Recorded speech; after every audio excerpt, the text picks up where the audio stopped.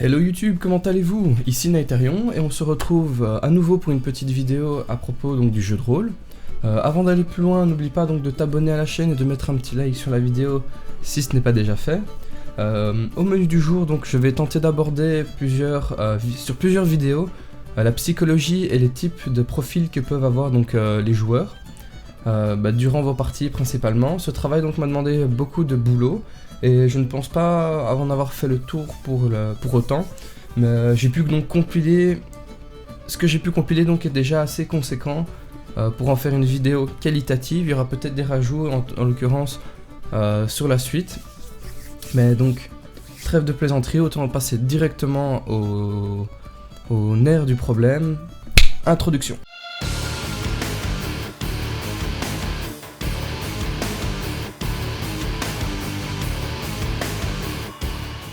Donc une des choses les plus incroyables avec le jeu de rôle est qu'il a tendance donc à rassembler et à intéresser un grand nombre, un grand panel de joueurs différents et de personnalités différentes, chacun apportant donc ses propres éléments et sa propre personnalité au jeu. Le maître de jeu, donc tel un chef d'orchestre un peu, doit jongler entre ces différences en motivant et en tempérant les caractères des joueurs en fonction des situations et en fonction des éléments qui leur viennent au fur et à mesure et en fonction de la scène qui est présenté. Donc les tenants toujours donc haletants comme ça jusqu'à la prochaine session de jeu.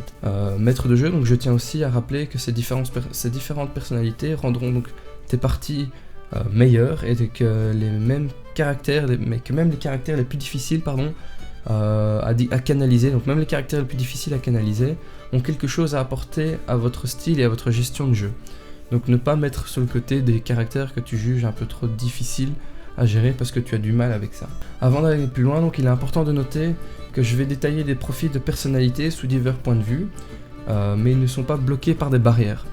C'est-à-dire que les joueurs pourront avoir certains éléments d'un type et avoir des éléments d'un autre type aussi. La psychologie des joueurs est complexe et on ne peut pas donc étiqueter comme tel ou tel type les gens qui seront à ta table de jeu. Évidemment, certains joueurs auront une partie d'acteurs, une partie d'amibe, une partie de diva, etc. Et c'est ça qui va faire la couleur du joueur. Comme je vous disais, donc vous êtes là pour vous amuser, vous êtes là pour jongler, pas pour établir des barrières. Vos joueurs ne sont pas là pour marcher au pas ni être catalogués.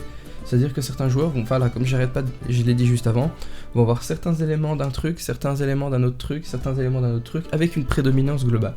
Ça vous permettra à vous d'avoir une idée donc du profil psychologique, du profil de joueur que c'est, et pouvoir surtout apporter des réponses en cas de chute de motivation ou quoi que ce joueur pourrait ressentir. Ça vous donne des outils pour gérer sur le terrain au moment même la personnalité et intéresser de nouveau, remotiver le joueur à revenir dans la partie. Donc voilà, comme je vous dis, donc, ce que je vous donne ce sont des outils pour débloquer des situations de conflit aussi, ou de frustration afin de nourrir le jeu et qu'un équilibre puisse être établi. Sans que quelqu'un en paye le prix dans la partie. Imaginons que 4 personnes s'amusent, la 5e ne s'amuse pas parce qu'elle préfère du roleplay, préfère des combats, etc. L'idée est qu'à partir du moment où vous arrivez à établir ce profil-là, vous arrivez à intéresser ce joueur-là à jouer avec les 4 autres. Alors oui, certaines personnalités sont ce que j'appelle des combinaisons dangereuses. Certaines personnalités donc, sont explosives, sont ensemble autour d'une table, et vous, en tant que maître de jeu, vous êtes l'arbitre en cas de conflit. Régler les choses à l'avance si possible afin d'éviter les tendances, entre guillemets, pour donner un exemple, pour éviter les tendances iconoclastes de votre ami Bob, ce qui a tendance à énerver Jean-Pierre, et ça réveille de vieilles rancunes en fait entre les deux personnages qui a des années, imaginons, hors du cadre d'un jeu de rôle, c'est passé entre eux, l'un a cassé un cadre en disant que c'était de la merde, etc., etc. Voilà, les situations de conflit, si on peut les régler, l'un est sorti avec la copine d'un autre, machin, etc. Évitons ça autour de la table. Donc comme toujours, donc une bonne communication est la clé donc, de la gestion de conflit. Je n'arrête pas de le dire, je le répéterai tout le temps. Un peu comme donc, dans la vie de tous les jours, j'ai envie de dire. Communication, maître mot. En jeu de rôle ou dans la vie, communication. Mais sans plus attendre, donc voici venu le temps donc, des rires et des chants. Le premier et seul profil que nous allons aborder aujourd'hui, étant donné que la vidéo doit être de plus en plus concise, je vais vous présenter donc le profil de l'acteur. Alors l'acteur, le profil de l'acteur, donc il est au courant que le jeu de rôle attire des personnalités axées sur le développement et de personnages plutôt que sur la montée de niveau et les aspects statistiques d'un héros. Ces joueurs qu'on appelle donc acteurs préféreront donc créer des manies et des dialectes, voire même un jargon novateur, pour rentrer donc dans leur personnage et vraiment le personnaliser à leur image. Pas de grosses fiches de personnages hyper complexes avec des statistiques, avec des compétences ultra évoluées, etc. Juste quelques éléments qui maintiennent donc la cohérence globale de ce qu'ils veulent et un maximum de liberté d'interprétation. C'est-à-dire qu'ils vont pas faire attention à quel est le taux de réussite de leur attaque en cas de critique, ils vont plutôt faire attention à comment est-ce que je vais pouvoir interpréter mon personnage au mieux de sa forme. D'ailleurs donc ces joueurs ne sortent jamais de leur personnage tout simplement, jouant roleplay jusqu'au bout, parlant donc dans la peau de leur personnage, en savourant donc les opportunités d'ajouter leurs compétences dramatiques propres. Donc imaginons l'acteur est probablement ou peut-être quelqu'un qui veut ou qui fait du théâtre, qui fait de l'impro et de l'improvisation, etc. Et donc ils profitent donc de l'occasion pour ajouter leurs compétences dramatiques propres à votre décor et à la situation que vous leur proposez. C'est toujours un plus. Cependant, l'acteur peut aisément venir à dominer une partie ou toute la session de jeu, prenant plus, voire trop de place par rapport au reste du groupe, spécialement donc pour les joueurs les plus silencieux et moins intéressés par le côté interprétation du jeu.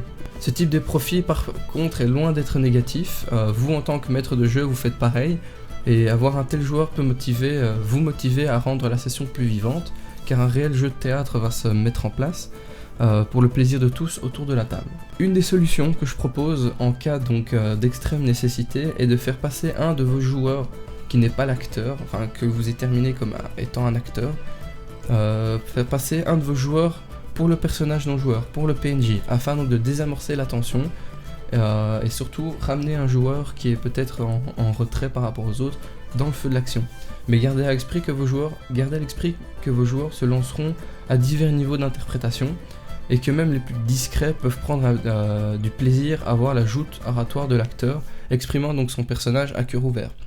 C'est bête à dire, mais certains ne sont là que pour observer les choses et rester passifs. Je crois que je l'avais déjà établi dans une autre vidéo, mais tous les joueurs ne demandent pas à être dans le feu de l'action, et certains se prennent juste le plaisir de voir un tel joueur, un tel profil, se battre entre guillemets de manière oratoire avec le maître de jeu, avec le monde. J'espère que la vidéo donc vous a aidé à en apprendre un peu plus sur un profil de joueur en l'occurrence, et je vous invite à voir donc les autres vidéos de la chaîne si vous ne les avez pas encore vues. Avant de se quitter, donc n'oubliez pas donc de vous abonner ni d'exprimer un avis positif, négatif sur mon travail. Tant que c'est constructif, moi je prends toutes les réactions. Sur ce, portez-vous bien, je vous dis à la prochaine fois, et jusque là, gardez la pêche.